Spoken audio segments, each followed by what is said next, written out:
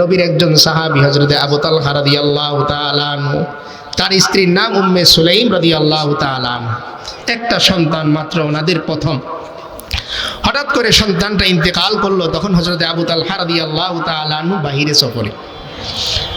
তো তিনি বাড়িতে যখন ফিরলেন, দেখলেন ওনার স্ত্রী, একটু খেয়াল করে শুনবেন, বিশেষ করে মায়েরা যারা আছেন, আল্লাহর উপর ভরসা কাকে বলে? এ তো মুখের নাম না, প্রমাণ করার নাম। ঈমানের মধ্যে একটা অংশ প্রমাণ করা। আমি যে আমার আল্লাহরে ভালোবাসি বললাম, এটা প্রমাণ করতে হবে। হযরতে উম্মে সুলাইম রাদিয়াল্লাহু তাআলা আনহা ভালো করে সাজলেন। আবু তালহা রাদিয়াল্লাহু তাআলা আনহু ঘরে এসে জিজ্ঞেস করলেন, ও বিবি, কি অবস্থা? আজকে এত সাজুগুজু কেন? মা কিন্তু তার বিবি বলতেছে, ও আবু তালহা, আজকে একটা খুশির খবর আছে, এজন্য আমি এত সুন্দর করে সেজেছি। কিসের খবর? খুশির খবর। কি বলতেছে? খুশির খবর। অথচ ইতিহাসের মধ্যে পাওয়া যায় যে তার সন্তানের লাশ তখনও পর্যন্ত বারান্দার মধ্যে সুন্দর করে এরকম ঢাকা, আর উনি সেজে গুজে আছে। হযরতে আবু তালহা রাদিয়াল্লাহু তাআলা আনহু জিজ্ঞেস করলেন, আমার সন্তান কোথায়? এবার উম্মে সুলাইম রাদিয়াল্লাহু তাআলা আনহা না কাঁদলেন, না অভিযোগ করলেন, কিচ্ছু বলেন না। বললেন, ও আবু তালহা, আমাদের সন্তান তার রবের সাথে সাক্ষাৎ করে ফেলেছে। কি বললেন? আমাদের সন্তান তার রবের সাথে সাক্ষাৎ করেছে। হযরতে আবু তালহা রাদিয়াল্লাহু তাআলা আনহুর চোখ দিয়ে পানি পড়ে, বাবা তো চোখ দিয়ে পানি পড়ে। আল্লাহর রাসূল সাল্লাল্লাহু আলাইহি ওয়াসাল্লামের কাছে দৌড়ে চলে গেলেন। বললেন, ইয়া রাসূলুল্লাহ, এমন এমন ঘটনা। আল্লাহর রাসূল সাল্লাল্লাহু আলাইহি ওয়াসাল্লাম বললেন, যাও আবু তালহা, আমি তোমাদের জন্য দোয়া করি, আমার আল্লাহ তোমার বিবির আল্লাহর উপর এমন তাওয়াক্কুলের কারণে পুরস্কার দান করবেন। এরপর দেখা গেল বছরের পর বছর যায়, আর হযরতে আবু তালহা রাদিয়াল্লাহু তাআলা আনহুর ঘরে একজন করে চাঁদের টুকরা সন্তান আল্লাহ দান করে। মা সন্তানকে কাফনের কাপড় দিয়ে পেঁচানো, তখনও কি বলেন, সেজে গুজে আছেন যে আমাদের সন্তান তার রবের সাথে সাক্ষাৎ করেছে। তাওয়াক্কুল কি আজকালকার ওয়া বোনেরা পারবে? এজন্য আল্লাহ রাসূল সাল্লাল্লাহু আলাইহি ওয়াসাল্লাম বলেন, লা ইউমিনু আহাদুকুম হাত্তা আকুনা আহাব্বা ইলাইহি মিন ওয়ালিদি ওয়া ওয়ালাদিহি ওয়ান নাসি আজমাইন। উম্মত শোনো, শুধু মুখে মুমিন বললে মুমিন খাওয়া যায় না। যতদিন পর্যন্ত আমি আল্লাহর রাসূল তোমার কাছে তোমার বাবার চাইতে, মায়ের চাইতে, সন্তানের চাইতে, এমনকি পুরো পৃথিবীর সব মানুষের চাইতে আমি প্রিয় হতে না পারবো, ততদিন পর্যন্ত তুমি মুখের মুসলমান মুমিন হবে, কিন্তু আমার আল্লাহর দরবারে তোমার নাম খাঁটি মুসলমান হিসাবে লেখা হবে না। এজন্য হযরতে আবু হুরায়রা রাদিয়াল্লাহু তাআলা আনহু, খানা নাই, কাপড় নাই, খোদায় কাতরায়, কিন্তু আল্লাহর রাসূলের দরবার ছেড়ে হযরতে আবু হুরায়রা যায় না। খোদার কারণে আবু হুরায়রা চটফট করে লাফায়। আর অন্যান্য সাহাবীরা মনে করেছে তার মৃগী রোগ আছে, তো বিভিন্ন জন বিভিন্ন উপায় অবলম্বন করে দূর থেকে আল্লাহর রাসূল সাল্লাল্লাহু আলাইহি ওয়াসাল্লাম খেয়াল করলেন, ডাক দিয়ে বললেন, সাহাবীরা রে, আমার আবু হুরায়রার কোনো রোগ নাই, খোদার কারণে আমার আবু হুরায়রা চটফট করে। ভালোবাসা, প্রেম, আল্লাহর রাসূলের প্রেম, আল্লাহর প্রেম এ মুখে বলার জিনিস না, দিলে লালন করার জিনিস। আমি যে আমার আল্লাহরে আল্লাহ বলে ডাকি, এ আমার ইচ্ছায়, আহারে আহারে আমার ইচ্ছায় না, বরং আমার আল্লাহকে আমি যখন আল্লাহ বলে ডাক দিই, দ্বিতীয়বার আমি আল্লাহ তখন বলতে পারি যখন আমার আল্লাহ আমার প্রথম আল্লাহ ডাকটা কবুল করে। আমি যখন দ্বিতীয়বার আল্লাহ বলি, তার মানে আমার দ্বিতীয়বার আল্লাহ ডাকটা আমার আল্লাহ কবুল করেছেন। চতুর্থবার যখন আমি আমার আল্লাহকে আল্লাহ বলে ডাক দিই, তার মানে আমার আল্লাহ আমার তৃতীয়বারের আল্লাহ ডাকটা কবুল করে নিয়েছে। আমার আল্লাহ কেমন বান্দাকে ভালোবাসেন, ডাক দিলে এক মূর্তি পূজারী বছরের পর বছর ধরে সনাম সনাম মূর্তি মূর্তি বলে বলে ডাকে, কিন্তু মূর্তি তো সাড়া দেয় না, উত্তর দেয় না। হঠাৎ করে ওই বান্দা একদিন রাগ করে খুবে বলে সমাদ।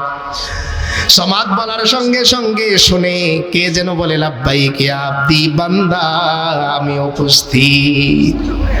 এবার ওই মূর্তি পূজারী দৌড়ে যেয়ে ব্যাখ্যা জিজ্ঞেস করে, এক পণ্ডিত আলেমের কাছে জিজ্ঞেস করে, ও ভাই, বছরের পর বছর ধরে সনাম সনাম মূর্তি মূর্তি বলে আমি ডাকি, কেউ তো আমার ডাকে সাড়া দেয় না, কিন্তু আজকে তো ঘটনা ঘটে গেল, ইচ্ছায় না অনিচ্ছায় একবার যখন আমি সমাদ বলে ডাক দিলাম, কে যেন বলে লাব্বাইক ইয়া আব্দি, বান্দারে আমি উপস্থিত।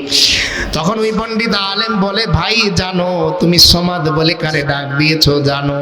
সমাদ আমার আল্লাহর নাম। বান্দা তুমি ভুলে হোক আর যেভাবেই হোক সমাদ বলে যখন ডাক দিলা, আমার আল্লাহ তোমার ডাকের সাড়া দিয়ে লাব্বাইক ইয়া আব্দি বলে দিয়েছে।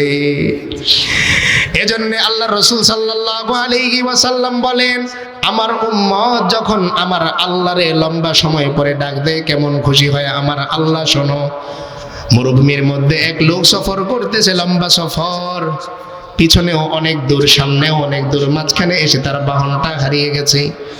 এবার ওই বান্দা হায়রান পেরেশান হয়ে একটা গাছের নিচে বসে পড়েছে। আহারে, পিছনেও তো যাওয়ার সুযোগ নাই, সামনেও যাওয়ার সুযোগ নাই, কি করব? তো হঠাৎ করে যখন ওই বান্দার চোখ লেগে গেল, তো চোখ খুলে দেখে তার বাহনের মধ্যে আগের চাইতেও আরো বেশি খাবার, বেশি সামানা নিয়ে উপস্থিত। তখন ওই বান্দা খুশির জন্য বলে, আল্লাহুম্মা ইন্নী রব্বুকা ওয়া আনতা আবদি। কি বলতেছে? আল্লাহ, খুশিতে আনন্দে সে বলতেছে, আল্লাহ আমি আপনার রব আর আপনি আমার গোলাম। খুশিতে আনন্দে সে বলতেছে। আল্লাহ রাসূল সাল্লাল্লাহু আলাইহি ওয়াসাল্লাম বলেন, উম্মত রে শোনো, ওই যে বান্দা উট হারানোর পর, বাহন হারানোর পর পেরেশান হওয়ার পরে উট যখন আবার ফিরে পেল, আনন্দে যখন সে বলল, আল্লাহ আমি আপনার রব আর আপনি আমার গোলাম, এই বান্দাটা তার বাহন ফিরে পেয়ে যেমন খুশি হয়, লম্বা সময় পরে যখন কোনো বান্দা তার ভুল বুঝতে পেরে, লম্বা সময় পরে কোনো যখন যুবক তার অন্যায়ের কথা বুঝতে পেরে আমার আল্লাহকে একবার আল্লাহ বলে ডাক দেয়, আমার আল্লাহ ওই ওট হারা ব্যক্তি উট পাওয়ার পরে যত খুশি হয়, এর চাইতে কোটি কোটি গুণ বেশি খুশি হন আমার আল্লাহ।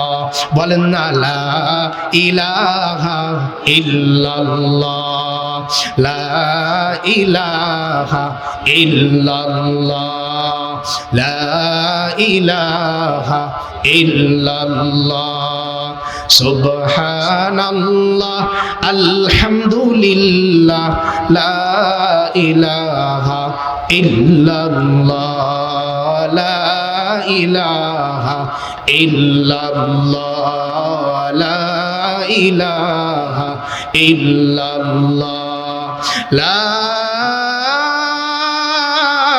ইলাহা ইল্লাল্লাহ, মুহাম্মাদুর রাসূলুল্লাহ সাল্লাল্লাহু আলাইহি ওয়াসাল্লাম। ওয়াদা কয়টা হলো মনে আছে তো? কয়টা? 4টা। ওয়া তাওয়াক্কালু আলাইকা পর্যন্ত আমরা আসছি। এরপরে ওয়ানুসনি আলাইকাল খাইর, বান্দা বলতেছে, আল্লাহ আপনি যে আমারে কল্যাণ দান করেন, ভালাইগুলো দান করেন, এজন্য আমি আপনার প্রশংসা করি। কার প্রশংসা? আপনার প্রশংসা। আমাদের কেউ মনে করেন একটা চাকরির নিউজ দিল, তো চাকরিটা হওয়ার পর তার একটু শুকরিয়া জানাই না? বলি, ভাই আপনার প্রতি আমি কৃতজ্ঞ, আপনি যে আমার চাকরির নিউজটা দিলেন। কেউ যদি আমার পরীক্ষায় অবৈধভাবে একটু নকল দিয়ে হেল্প করে, যদিও অন্যায়, কিন্তু তারা শুকরিয়া জানাই তো বের হওয়ার পরে, যে ভাই তুমি খুব উপকার করছো, আমার পরীক্ষায় ফেল করতাম, তুমি যদি খালি আমারে সাপোর্ট না দিত। আমার আল্লাহ হাসেন বান্দার দিকে তাকাইয়া, ওরে বান্দা, আমি আল্লাহ যদি তোমারে সাপোর্ট না করতাম, রাতের বেলা তুমি ঘুমাতে পারতা না। আমি আল্লাহ যদি তোমারে সাপোর্ট করতাম, তো তুমি খানা খেতে পারতা না।